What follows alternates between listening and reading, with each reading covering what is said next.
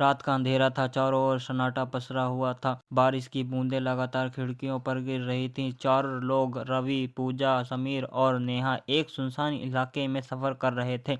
उनका प्लान था कि वे एक छोटी सी ट्रिप पर जाएं, लेकिन अचानक उनकी कार खराब हो जाती है। पास ही एक पुरानी हवेली उन्हें नजर आती है। हमें यहाँ रात गुजारनी होगी, रवि ने कहा। हवेली खंडहर जैसी थी, लेकिन उनके पास और कोई चारा नहीं था। उन्होंने दरवाजा धक्का देकर खोला। अंदर जाते ही ठंडी हवा का झोंका उनके चेहरे पर। दीवारों पर धूल जमी थी, फर्श पर सूखे पत्ते पड़े थे। जैसे ही वे अंदर गए, अचानक उन्हें किसी पैरों की आहट सुनाई दी। पूजा ने घबराकर पूछा, ये आवाज कहाँ से आ रही है? शायद हमारा वहम है, समीर ने हंसकर कहा, लेकिन उसकी हंसी खुद को उसे बनावटी लग रही थी। वे चारों एक कमरे में जाकर बैठ गए। तभी दरवाजे पर जोर की दस्तक हुई। कौन हो सकता है इतनी रात को? नेहा ने डरते हुए। रवि ने दरवाजा खोला। बाहर एक आदमी खड़ा था, लंबा, गठीला शरीर, गंदे कपड़े और चेहरे पर थकान। उसने कहा, मैं एक ट्रक ड्राइवर हूँ, मेरा ट्रक खराब हो गया है, क्या मैं यहाँ रात बिता सकता हूँ? उन लोगों ने उसे अंदर बुला लिया। ड्राइवर ने अपना नाम रघु बताया और कहा, ये हवेली अजीब लग रही है, क्या तुम्हें भी यहाँ कुछ अजीब महसूस हो रहा है? सबने हाँ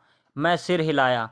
तभी कोने में रखी कुर्सी अचानक हिलने लगी। सबकी सांसें थम गईं। अचानक एक भारी आवाज आई, तुम लोग यहाँ क्यों आए हो? कमरे की बत्तियां झपकने लगीं। नेहा ने डर के मारे चिल्लाया, भूत! रघु ने जल्दी से अपनी जेब से एक ताबीज निकाला और कहा, यह हवेली श्रापित है, मैंने इसके बारे में सुना है। यहाँ एक आत्मा रहती है जो किसी को भी जिंदा नहीं छोड़ती है। तभी दरवाजे के पास खड़ा एक काला साया दिखने लगा। उसकी लाल चमकती आंखें थीं। उसने डरावनी आवाज में कहा, तुम लोग यहाँ से नहीं जा सकते। समीर ने हिम्मत करके एक लकड़ी का टुकड़ा उठाया और साये की ओर फेंका, लेकिन वो हवा में ही गायब हो गया। तभी रघु ने जमीन पर कुछ पवित्र मंत्र पढ़ते हुए पानी छिड़का।